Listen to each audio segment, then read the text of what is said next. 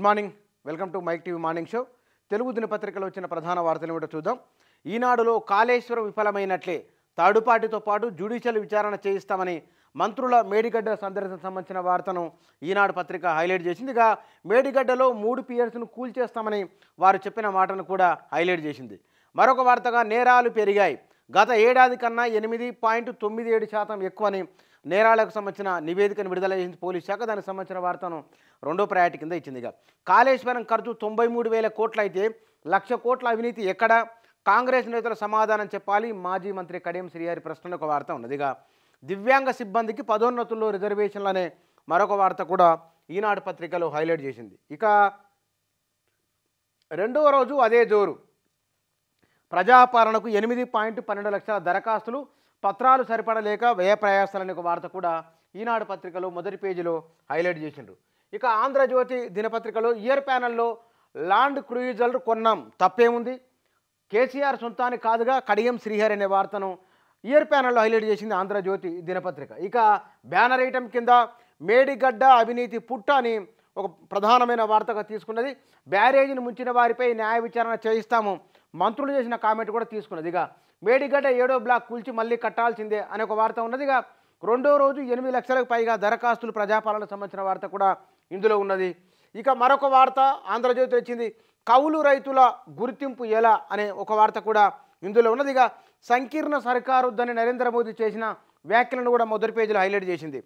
ఇక వరంగల్ బీజేపీ అభ్యర్థిగా మందకృష్ణ, నిజామాబాద్ నుంచి సినిమా నిర్మాత దిల్ రాజు అనే సంబంధించిన ఒక వార్తను కూడా మొదటి పేజీలో హైలైట్ చేసింది. ఇక గవర్నర్ కోట ఎమ్మెల్సీగా కోదండరాం, అందశ్రీ ఇద్దరి పేర్లను పరిశీలిస్తున్న రాష్ట్ర ప్రభుత్వం అనే ఒక వార్త కూడా ఇందులో ఉన్నదిగా. రోడ్ల మరమ్మతులు ఎప్పుడు అనే వార్త ఉన్నది. గోల్డ్ ఏటీఎం హైదరాబాద్లో అమీర్పేట్ మెట్రో స్టేషన్లో ప్రారంభం అనే వార్త కూడా మొదటి పేజీలో ఉన్నది. గుడ్డుపోయింది మధ్యాహ్న భోజనంలో కనిపించని కోడిగుడ్డు అనే ఒక వార్త కూడా ఇందులో హైలైట్ చేసిన ఆంధ్రజ్యోతి మొదటి పేజీలో. ఇక నేడు అయోధ్యకు మోదీ అనే ఒక వార్త ఉన్నది.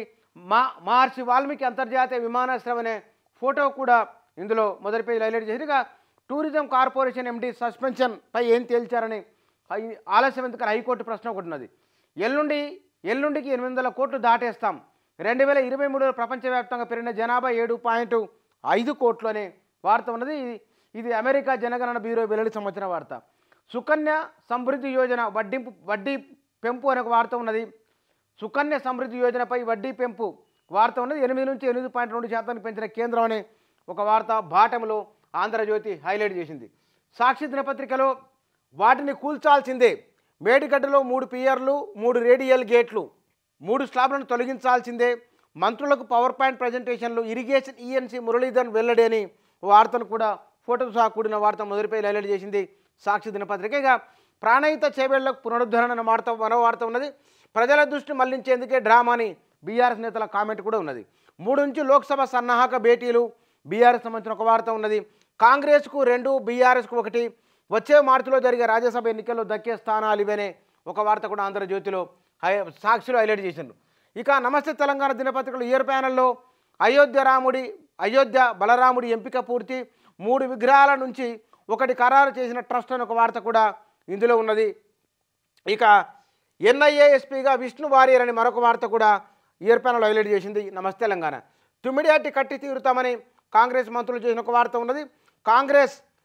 కాంగ్రెస్ ఇవి కట్టుకథలని బీఆర్ఎస్ చేసిన ఒక కామెంట్ల వార్త కూడా మొదటి పేజీలో హైలైట్ చేసిన నమస్తే తెలంగాణ. ఇక గ్యారంటీ దరఖాస్తులు ట్రంక్ పెట్టెల్లోకి, వాడుకో బాక్సు కొనుగోలుకు మున్సిపల్ శాఖ ఆదేశం అనే ఒక వార్త కూడా ఇందులో మొదటి పేజీలో హైలైట్ చేసింది నమస్తే తెలంగాణ.